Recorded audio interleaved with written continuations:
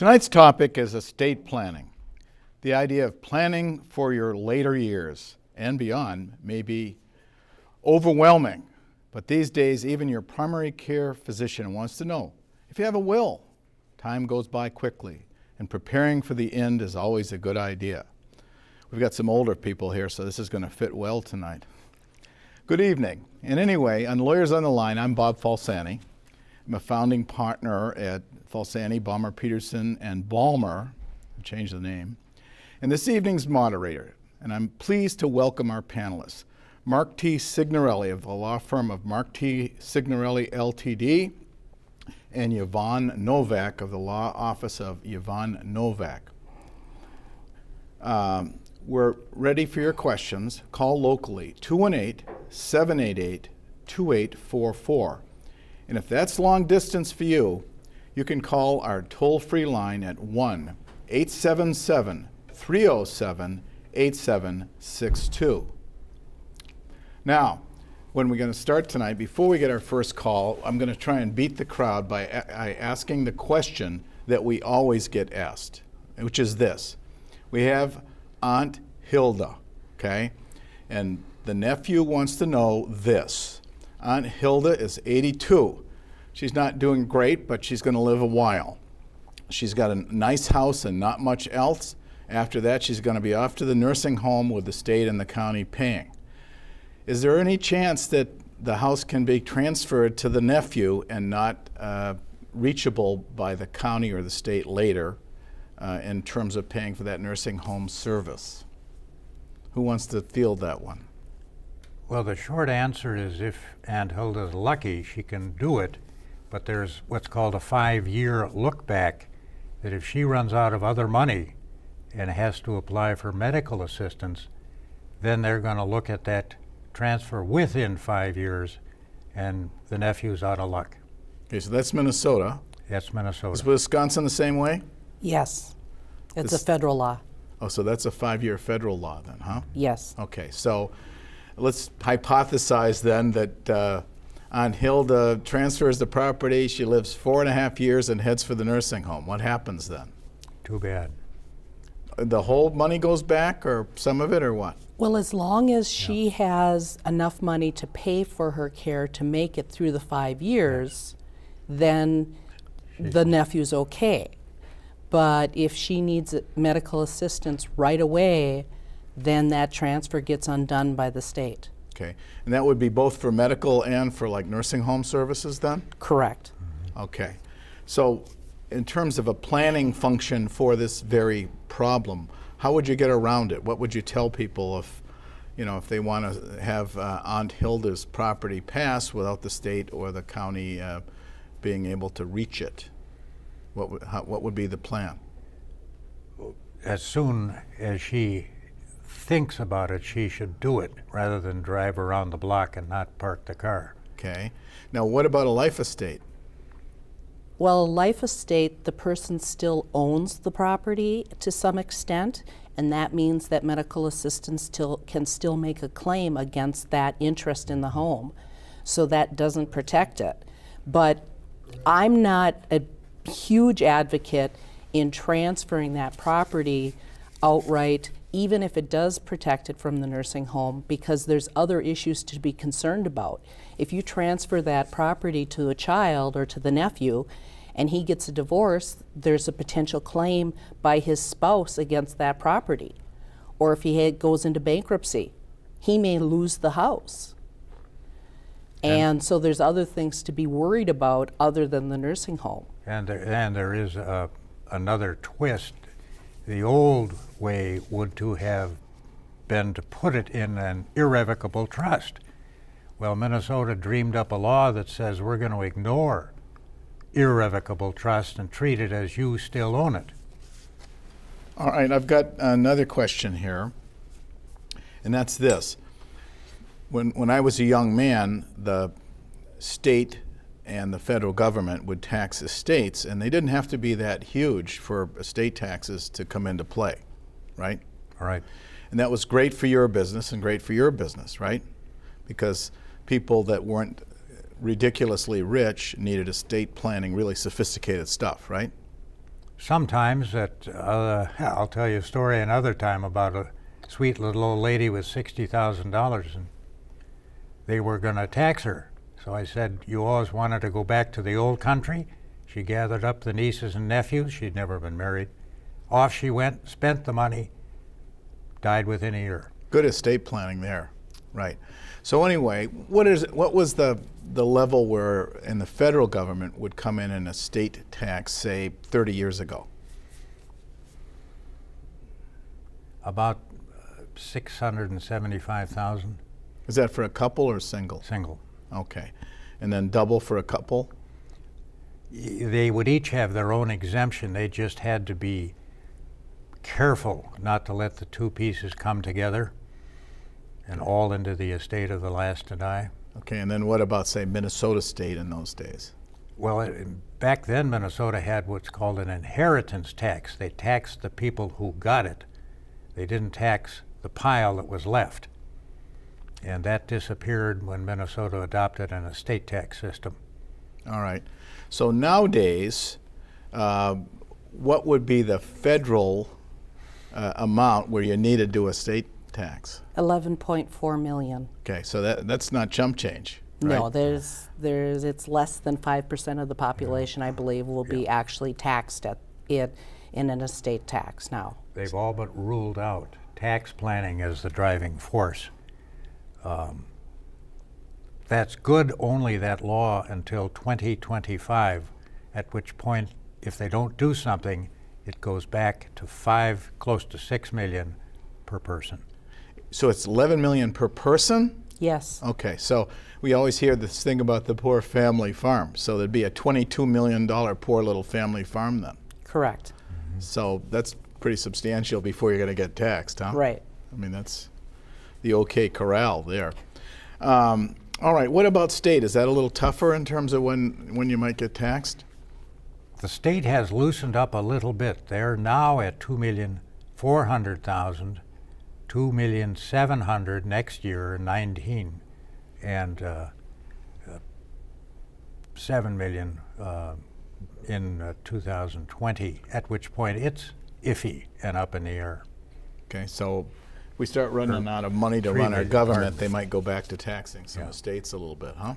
And Wisconsin doesn't have an estate tax. Okay, so is there a state movement plan that's part of estate planning then for you folks, or what? There are times where it's worth looking at, if particularly where you've got a cross-border couple where they've got a cabin that they may consider moving to for setting up for their domicile for estate tax purposes. I've had people consider it. Sure. From Minnesota to Wisconsin. Yes.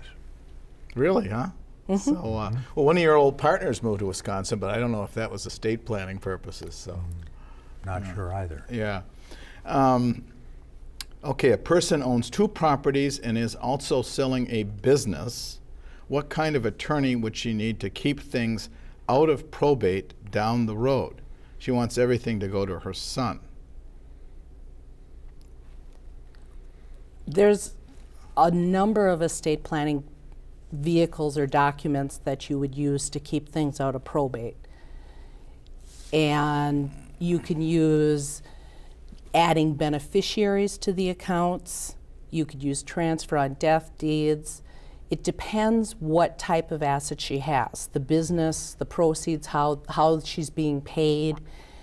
That's a complex enough question that she should be talking to an attorney. And an accountant. Yes.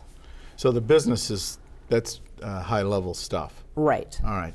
But then the other part of that was just real estate, wasn't it? Right. Yeah. And so that's pretty simple, isn't it? In Minnesota and Wisconsin, you have what's called a transfer on death deed, where you add a beneficiary to the property and the property passes at death outside of probate. Okay.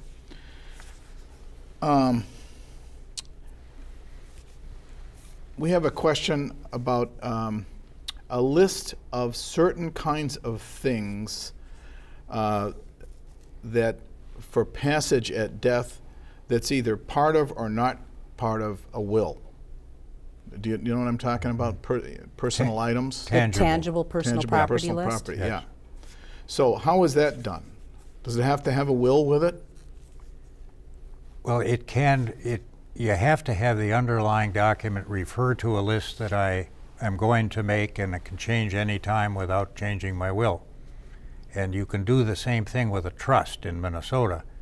So if all your tangible personal property is in your trust, then you'd probably do the trust list, and 2 years from now, you'd tear it up, do it again.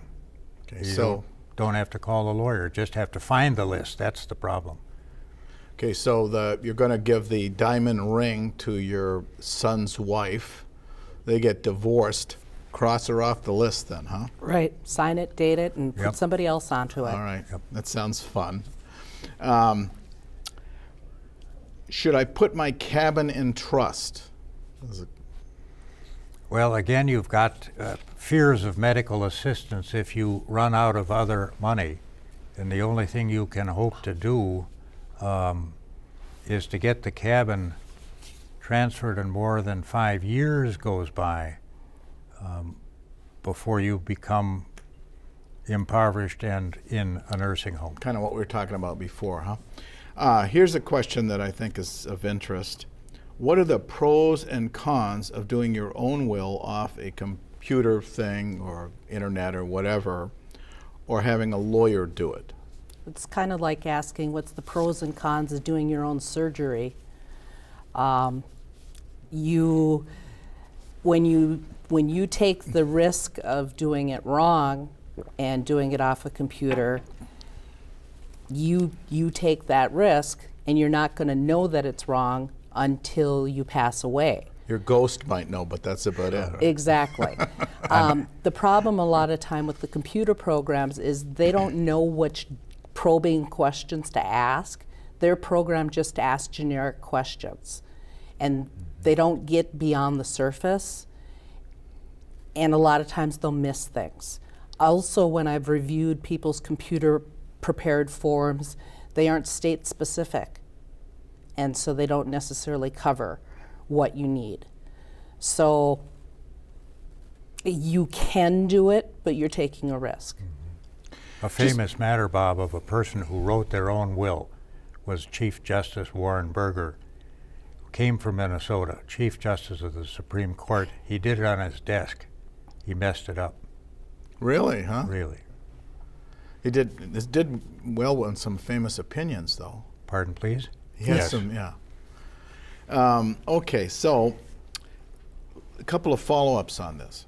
First thing is, what's a simple will cost? You know, is it going to be $5,000 or $200 or something in between? What would it run when you have a lawyer do it, not the internet? It's going to depend on what you have for assets. It's going to depend on what accompanying documents you have. When I do a standard will, I also do a healthcare directive. I do a durable power of attorney. I do a HIPAA release. We may do a transfer on death deed. So it depends how many documents you're doing. You could be looking anywhere from $800 to $2,000 for a simple will. Now, you can definitely go up from there because a lot of times they'll have young children where we want to put a trust in there in case the parents pass away and we don't want young children inheriting money outright. You've got guardianships. There's a lot of things that we have to plan for, so simple wills become complicated pretty quickly. I want to go through some of these different points here. The medical directive, tell us about that. What does that entail? Well, the healthcare directive is reasonably new in my memory, that allows you to be specific about the kind of care you want and the kind of care you do not want. And you name a person to be your healthcare agent, and maybe it would be a good idea with a backup person, and to review it periodically by yourself, DIY, and maybe there's time for modification. Your primary agent's moved away, and they won't be immediately close if you end up in the hospital and are unable to respond. I've seen them very long, very detailed, some with faith-based overtones to them. and others very short, brief, and all-powerful. Now, this idea of having someone direct it. So I've got 2 kids. They're both real smart lawyers, okay, very sassy. So my wife said, well, we should make them both the person. I mean, be co-whatevers, okay, for that healthcare directive. And I thought, well, yeah, if they could agree on something. So is that a good idea or a bad idea, having co? Well, if they both can be found and they agree, one of them could be out of the country and gone, and if it says they both have to agree, you're in trouble. I find that it's better off to name one with the other as a successor just for that reason, that it's often hard to get 2 people in the same room at the same time, and it's hard to get them to agree.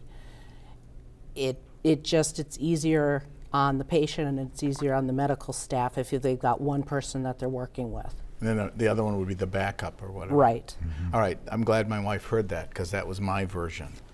And anyway, let's talk about, there's one more Hilda question. They always come back here.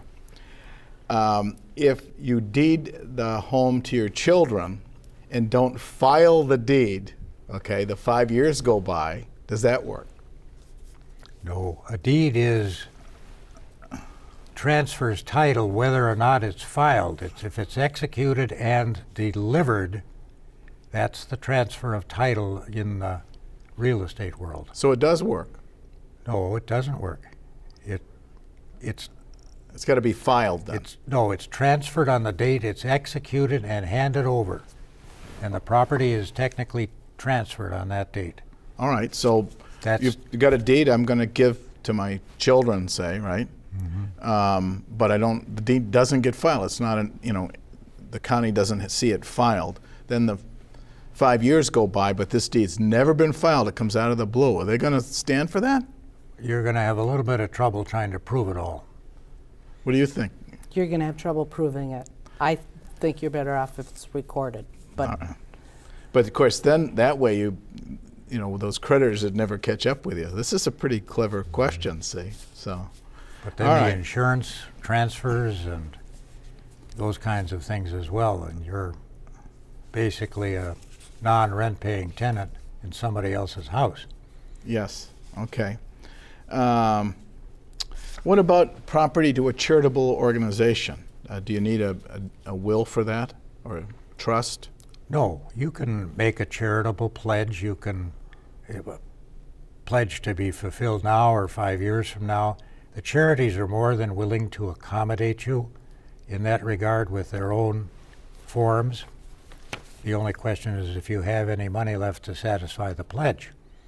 So if you filled out a form to your church and said, okay, I want to give my church $5,000 when I die, right? But it's not in a will, it's not in a trust, it's just off to the side. Does that work? I mean, what if the beneficiaries in the will said, we're not going to pay this? if it says it in your will, the personal representative is going to give that money to the charity. If you just set it in another document, it's not likely that it's going to get honored.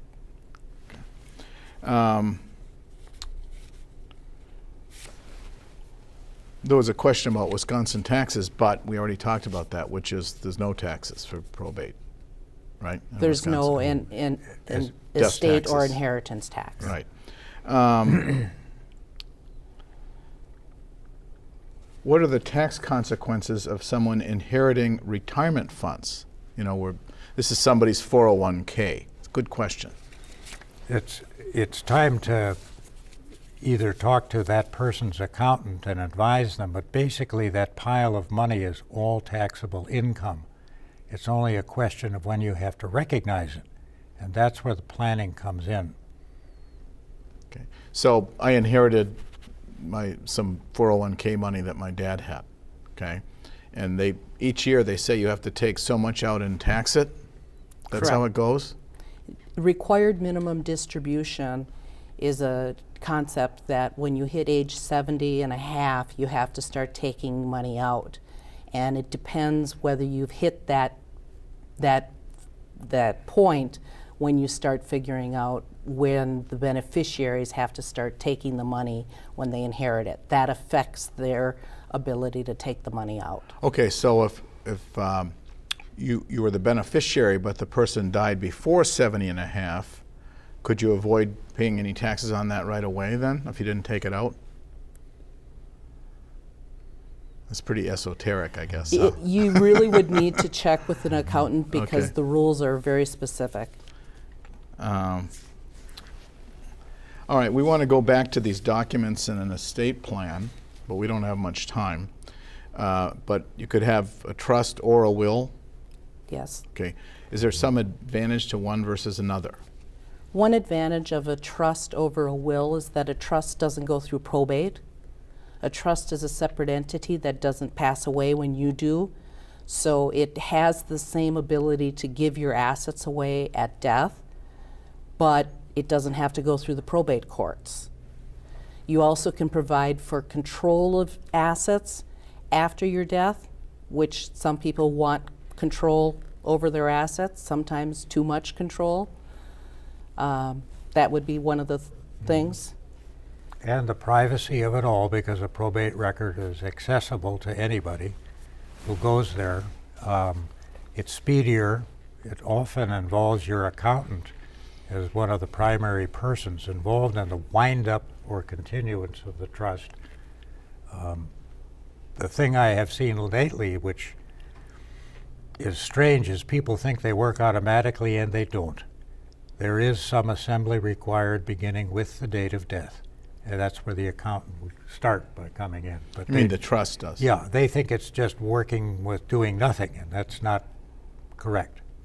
So when you're doing estate planning, do you lean towards trusts rather than wills? People like the speed of it. They like the absence of publicity about it. Probate takes a while. It's a little bit of a strenuous process, whereas trust administration might be simply in, account for it, and get out, and be done. And you could be done in a short period of time, as opposed to probate that can. Are there any Take a while. safety mechanisms that are involved with a will and probate as far as nasty things going on? You know, people stealing, people doing naughty things, versus a trust. In other words, is it easier to do something nefarious, you know, stealing, undoing influence, that kind of thing, from a trust versus a will?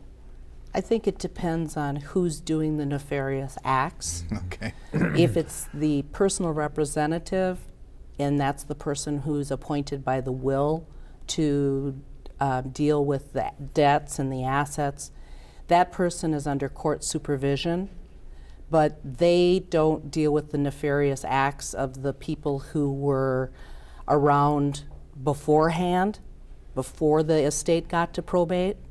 So you've got problems there. The advantage to a trust in that case is that you know where all the assets hopefully are, and the trust, then you've only got to deal with the issue that the trustee has to be reliable and not up to nefarious acts. So there's always potential for money to disappear. Yeah. Nefarious acts are like somebody stealing or doing something bad, Right. or Sure. faking the trust or faking the will or whatever, right? And they unfortunately happen more often than you'd like to think. You know, I litigated one of those a couple of years ago, and you know, it was Wild West show. But anyway, is there any other safety mechanism that you would recommend to make sure that somebody doesn't do the wrong thing? Well, I think we have to go, okay? No, we don't. We got 2 more minutes. All right, great. So is there any other safety mechanisms, would you say? You know, is it a good idea to have a bank trustee? Is it a good idea to have 2 trustees? How should we prevent somebody that from doing something wrongful? I'd recommend, I mean, any of those things are options. It really depends on what your situation is.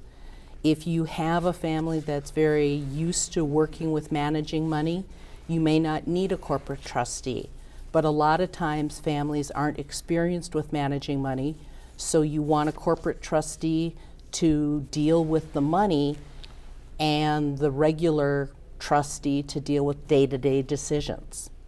I've got one right now where all we have is minor children. So we have to have a corporate trustee step in because the regular trustee's dealing with the day-to-day taking care of the children.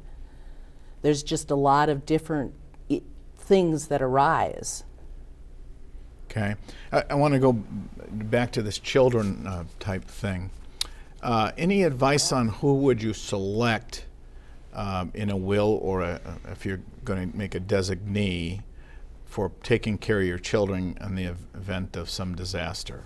You know, That's always a very tough decision to make, because placing the children with one of the children might technically offend the other child, who thinks they have a better handle on raising kids than the person you've nominated. I think we are done now. Sorry.